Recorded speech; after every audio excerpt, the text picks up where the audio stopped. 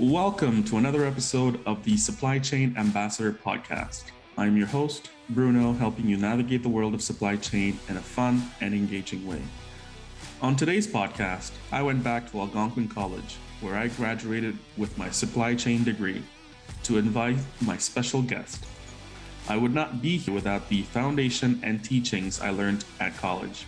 Helping shed light on his work as the coordinator of the supply chain program at Algonquin College is Ahmad Teymouri.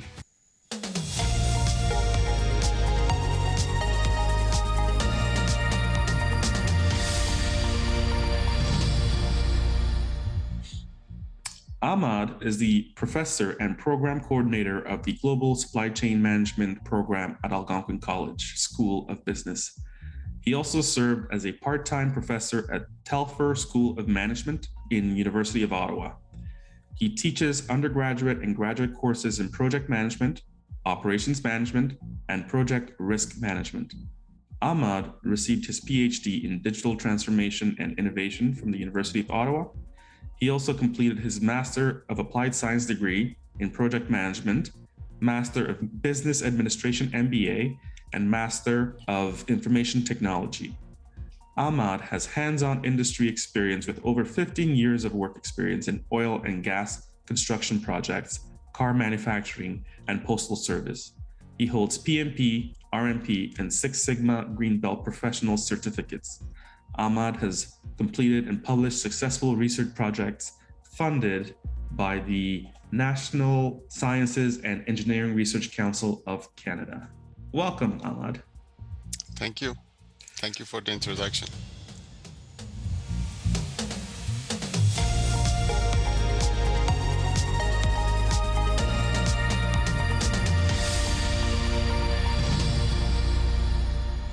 Give us more context about your journey, how you got to your current role. Actually, it's a good question. I came to Canada in 2010 to continue my education. I had my MBA and Master of Information Management before coming to Canada. My background was industrial engineering, but I had a passion and I have a passion for learning, research, and being in educational center. After coming to Canada, I started PhD in construction management with the focus of project management. So after 2 years completing my PhD in construction management, I applied for another PhD, which is electronic business. So I graduated from Master of Construction Management and I started a new PhD. Although I love project management, but supply chain and operations management was my another interest.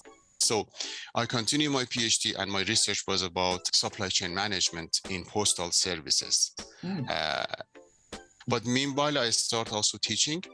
I started teaching part-time at University of Ottawa, and I had a chance to teach one courses from 2016, one courses business statistics, teaching at Algonquin College. It seems the students, they were very happy. Usually in my course review, a student write a very interesting point that is really promising. They said, this guy is crazy about teaching. And this is correct. I do my best to make the most difficult topic in supply chain management, to make it as interesting, as easy as possible for a student. So my teaching experience started growing from 2016. After graduation from my PhD in 2019, almost, I received an offer from Algonquin College for the teaching, and I joined the School of Business. Wow. I have to say, when I first took your statistics class, I was like, oh, statistics, I don't understand. I'm going to do so bad. But yeah, you were very inspirational in the way that you seem to enjoy working with those numbers, with the statistics. And it inspired me like, okay, here's a guy who loves it. I'm going to give it a try. So thank you for that. Can you describe briefly what exactly is it that you do? Right now, I'm teaching at the School of Business and University of Ottawa because I could build a bridge between Ottawa and Algonquin College from the research perspective. It creates an opportunity to find the students or professor at University of Ottawa, they are willing to collaborate as a research with college because college is not in the same academic level of university. We focus more on the practical perspective of the knowledge rather than academic. When I joined Algonquin College, I promised myself I start research from the beginning.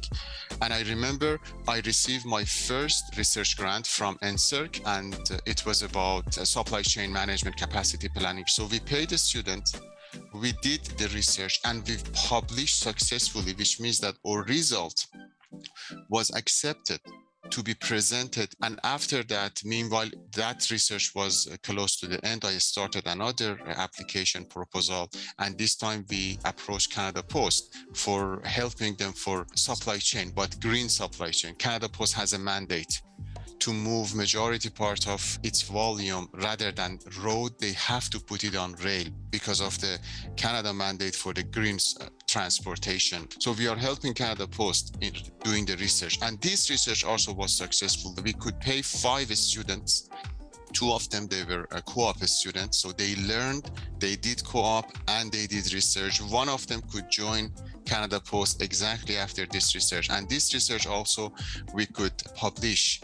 We have an accepted paper that will be presented in July in Berlin, Germany, one of the most prestigious operations management conference. I had a research collaboration with Carleton University about developing video case studies, because most of the time the case study that we have in many courses, how it looks like is a paper, is a book, is a 2 or 3 pages. Rather than doing this, we made because Carleton University, they have a new building, Nicole building. It's a school of business, a Sprott School of Business, around $62 million investment. It was very successful technically project. So we chose this topic with Carleton University through eCampus grant. We developed one general 25-minute video about the history of the building, a documentary, and we developed 4 sub-video, one for risk, one for communication, one for a stakeholder, and one for operation and supply chain. In this video, we interviewed many people, exactly what you are doing right now. But from what they said, we interviewed over, I would say, 35 hours in total. But we developed or we created the case study in total 1 hour. So we focus on some point that has not only information for a student, but also they have some content that a student can learn, or they can compare whatever they read in the book with what in happening in reality in Nicole building. So I did also that one. So I like to spend 65% on research and 35% on teaching. I don't want to stop teaching, even though I had a chance to stop teaching. But no, I want to spend at least 40% of my time talking to a student, teaching a student, because that environment is live. And what would you say you love about your work? I love the learning environment. I love learning, I love research, and I love teaching. So both of them. And usually during my operations management and supply chains management classes, I show many videos from YouTube or from somewhere else regarding the topic that we are teaching. For example, inventory management pressure. So I spend time when in my free time, look for the topic, look for the video that I may be able to use in class. Even I don't have to. But this is a point, and I say it's back when I was in my industrial engineering. We had 2 prof exactly with this, I would say, personality, who spent time for a student. And I give you an example. During the COVID-19, I had office hours with a student online at 11 p.m., at 1 a.m. It doesn't mean that we set it for that time. I was at home, I was working with my laptop at 11:30 p.m. I received an email from a student, Prof, can we meet tomorrow? I said, why not right now? Because it's online. And he was totally confused. Why you are meeting me from your time? I said, it's not my time, it's our time. So as long as I can help, yeah. Wow, that's fantastic. And I definitely echo the video component of research, and especially with YouTube, a lot of people now, you have that video, they just go and they learn a lot from that. So I definitely see a shift in that, but it's also catering to different kinds of students. So that's wonderful. What common misconceptions have you heard about what you do? I haven't heard that much, but I can just mention two things. Maybe it can answer this question.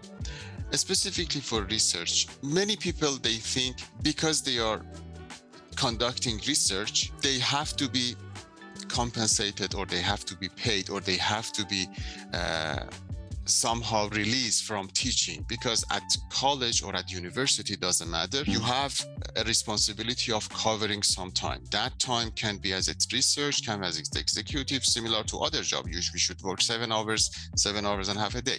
Sometimes for the research, you have to sacrifice from your time. Even you don't receive any compensation or reimbursement. Everybody works to making some money, and we need that. But doing the research to make money or to avoid or release from teaching, here is the point that we have a misunderstanding with some of my colleagues. I see. Wow. What challenges would you say that you faced, and how did you overcome them? There are many challenges, specifically when you want to start a research, when submitting a proposal.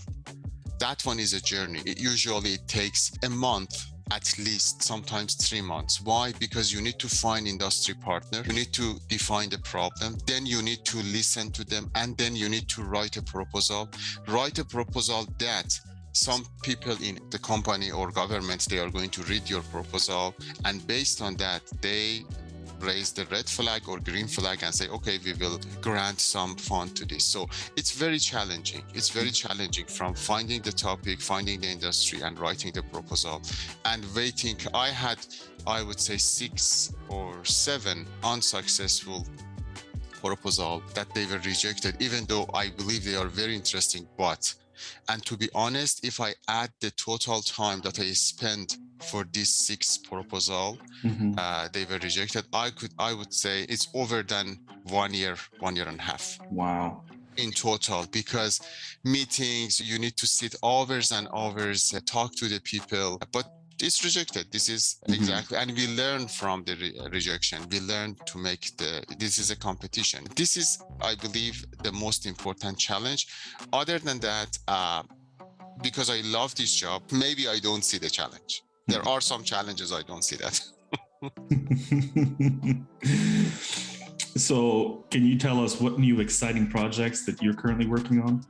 Yes, so Canada Post approached us and they have a new interesting topic. They ask us to write a proposal to see if they are okay with the research question, research objective, deliverables, scope of the work. If it is, we will submit it to NSERC for receiving fund for that, and we will assign a student. And this research will be a collaborative research between University of Ottawa and Algonquin, because I am approaching my colleagues, my friend at University of Ottawa, to see if we can find definitely we can find qualified master student. He or she is willing to help on this project, doing the research. And I am very busy right now with this new global supply chain management graduate certificate that the first group of students will join from winter 2023. Is a program that focuses on supply chain management from global perspective. So in this program, the main objective is to train and to teach a student what is happening in global perspective of supply chain management. They do some research. Also, they can do the co-op with some research questions or topic related to global supply chain management. So we are developing the courses and the course material, a slide, assignment.